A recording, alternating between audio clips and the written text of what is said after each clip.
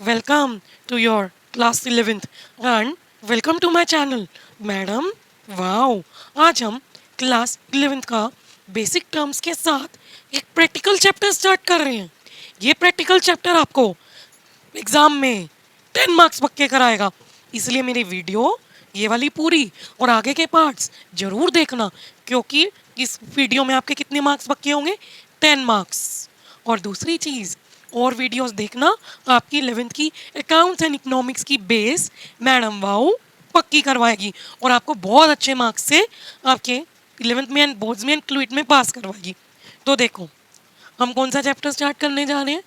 Book का chapter number 5, जिसको हम क्या बोलते हैं? Counting equation. हम जैसा कि बेटा आपने मैथ्स में इक्वेशंस वगैरह पढ़ी होंगी. अब हमारे अकाउंट्स में भी एक इक्वेशन है जो हमें एक बात बताती है कि किसके बीच का रिलेशन बताएगी? असेट्स, लाइबिलिटीज और कैपिटल का.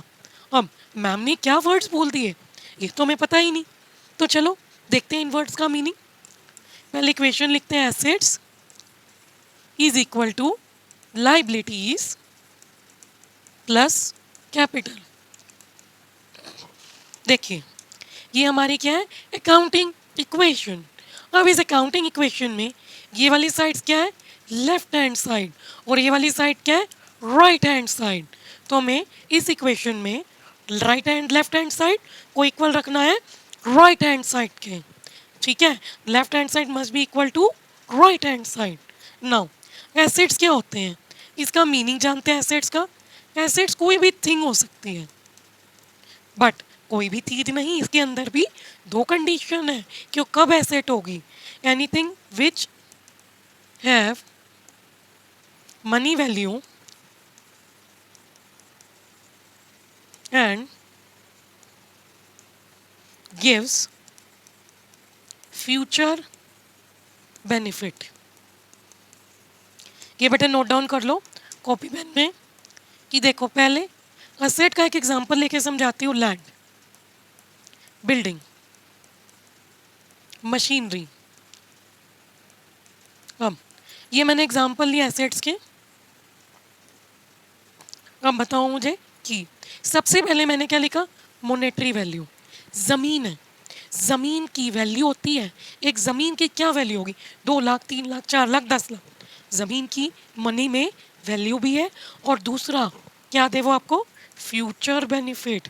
फ्यूचर बेनिफिट का क्या मतलब है कि कल को आने वाले टाइम में मैं अगर वो ज़मीन बेचने जा रही हूँ तो मेरी वो ज़मीन बिक भी जाए, और मुझे अगर मैंने अभी वो ज़मीन 2 लाख की ली है, फ्यूचर में मुझे वो ज़मीन कितने दे के जाएगी? 20 लाख. इसी को क्या कहते हैं? Future value. असेट कोई भी चीज़ हो सकती है, बट उसकी पैसों में वैल्यू हो और आने वाले फ्यूचर में उसको हम बेच के बेनिफिट भी ले लें. वो क्या होंगे? हमारे एसेट्स. अब एसेट्स का मीनिंग हमें क्लियर है. अब हम चलते हैं लाइबिलिटीज़ के ऊपर. लाइबिलिटीज़ का क्या मतलब होता है? कर्जा. मीन्स अगर हम उधार पे सामान खरीदते हैं तो, या उधार ही करते हैं, उसको हम क्या कहते हैं? हमारे कर्जे. और अकाउंट्स उन कर्जों को क्या कहते हैं? लाइबिलिटीज. सो ये हमारे क्या हो गए? कर्जे, लाइबिलिटीज. कैपिटल क्या होता है? Capital, capital amount of money which is invested in business by the proprietor. देखो, जब हम बिजनेस में पैसा लगाते हैं उस पैसे को हम क्या बोलते हैं? कैपिटल. प्रोप्राइटर कौन होता है?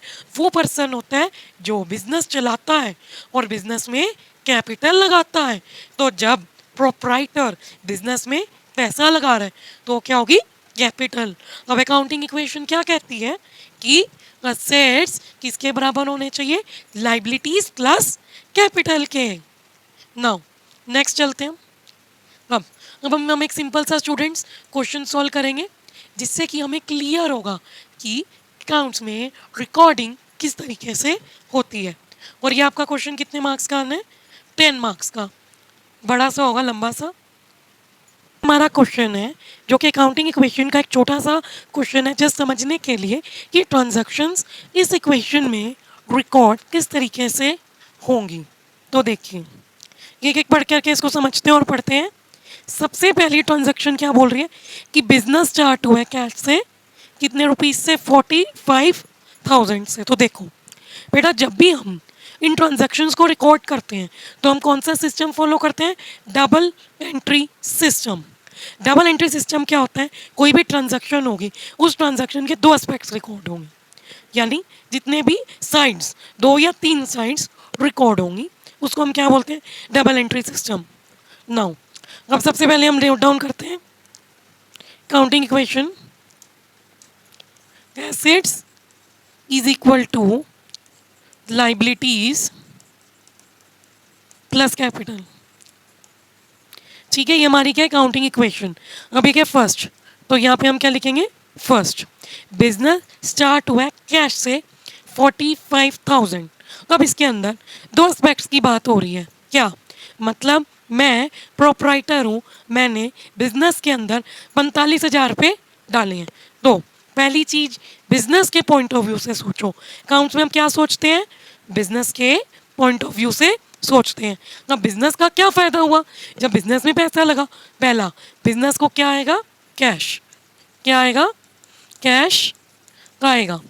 किस में आएगा कैश, बिजनेस में कैश का आएगा। और अगर बिजनेस के अंदर पैसा लगा है तो अभी याद करो बताया था जो पैसा हम बिजनेस में लगाते हैं उसको हम क्या बोलते हैं, कैपिटल।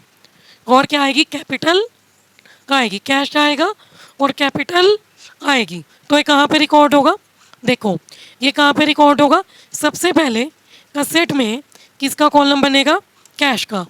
किसका कॉलम बनेगा, कैश का। ये किस में बना, एसेट में, क्योंकि कैश हमारा क्या है, एसेट। कम कितना कैश आया, 45,000।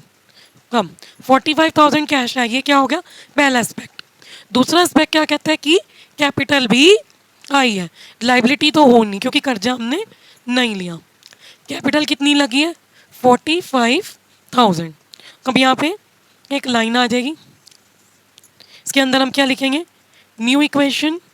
देखो 45,000 के असेट्स हो गए, लाइबिलिटी 0 की और कैपिटल कितनी की हुई, 45,000 की। तो LHS is equal to RHS। ये पहला पार्ट हमारा डन। हमने क्या किया, कैश क्यों है, क्योंकि बिजनेस के पास कैश आया है और बिजनेस में ही पैसा लगा तो इसलिए 45,000 कैपिटल में आए। तो दूसरा कह रहा है कि अब आपने क्या किया, बैंक अकाउंट ओपन कर दिया 45,000 से। ये बहुत इंटरेस्टिंग है, देखो बिजनेस का पैसा जो लगा था उसमें से कुछ पार्ट निकाला और बैंक में जमा करवा दिया। तो अब क्या होगा, जब हम बैंक जाते हैं तो हमारी जेब से पैसा माइनस होता है और बैंक अकाउंट में पैसा प्लस होता है।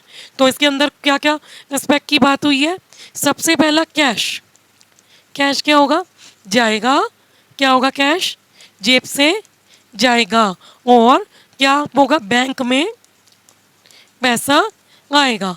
तो इधर कैश भी क्या है बेटा, एसेट है क्योंकि इसकी मॉनेटरी वैल्यू भी है और फ्यूचर में इसका मैं यूज़ भी कर सकती हूँ। बैंक भी मेरा एसेट है, क्यों, क्योंकि कल को मैं बैंक से पैसा निकलवा भी सकती हूँ और मेरी वैल्यू भी है कि मेरे अकाउंट में 30,000 पड़े हैं। तो अब इधर कैसे रिकॉर्ड होगा, ध्यान से देखना, इधर रिकॉर्ड होगा, ये लिखेंगे सेकंड। मैं कलर अलग अलग यूज़ कर रही हूँ ताकि आपको बच्चों क्लियर हो। ये क्या है, सेकंड, ठीक है। अब सेकंड वाली क्या कर रहे हैं, कैश जाएगा। ये क्या हमारा कैश का कॉलम, 4500 मेरे माइनस होंगे। ब्रैकेट क्यों लिखा, कि जो भी चीज़ हम माइनस करते हैं वो ब्रैकेट में 4500 माइनस होंगे। और इधर ही एक एसेट क्रिएट होगा, किसका, बैंक का। किसका क्रिएट होगा, बैंक का। तो कितने आए बैंक में, 4500, ठीक है। अब मैंने क्या बोला था वहाँ पे, कैश जाएगा, बैंक प्लस होगा, बैंक का इधर बैंक आ गया और कैश चला गया। लाइबिलिटी में कुछ नहीं हुआ, कैपिटल में कुछ नहीं हुआ, 0। अभी एक लाइन लग जाएगी और यहाँ पे क्या लिखेंगे बच्चों, न्यू इक्वेशन। तो करो माइनस, 45,000 में से 4500 गए तो कितने बचे, 4500, ठीक है, plus 45 45,000 which is equal to 0. 45,000 plus 0 is 45,000 at is it. अब ये हमारी क्या बन गई, न्यू इक्वेशन. चलिए तीसरा जाते हैं. Bought goods from M S Somnath and company for 1,200. अब देखो गुड्स खरीदे, मैंने आपको बताया था गुड्स खरीदने पे क्या होगा, गुड्स आएंगे, गुड्स आएंगे. अब यहाँ पे कैश में खरीदे या क्रेडिट पे खरीदे, सोचो. अब यहाँ पे कैश तो नहीं लिखा, क्या नहीं लिखा बेटा, कैश इधर नहीं लिखा. तो अब क्या मतलब है इसका, क्या करें. काउंट्स में एक ट्रिक है, जब जब नाम तब तब उधार. अगर आपने देख लिया कोई भी ट्रांजैक्शन पे कैश भी नहीं लिखा क्रेडिट भी नहीं लिखा तो नाम आ गया. जब नाम आएगा मतलब वो किसकी है, उधार की है. मीन्स ये ट्रांजैक्शन किसकी है, क्रेडिट, राइट, क्रेडिट की ट्रांजैक्शन है. अब इसके अंदर कौन कौन से एस्पेक्ट्स होंगे, ये देखो बेटा थर्ड वाला, इसके अंदर कौन कौन से एक्सेप्ट होंगे. पहला एक्सपेक्ट गुड्स परचेज की हैं तो गुड्स आएंगे, गुड्स आ गए. और कैसे परचेज किए, कर्ज पे, तो कर्जा सिर पे चढ़ गया कि पैसा दिया नहीं अभी देना है. तो किस में आएगा कर्जा, लाइबिलिटी में. लाइबिलिटी चढ़ गई और जो लाइबिलिटी चढ़ी उसको हम क्या बोलते हैं, क्रेडिटर्स.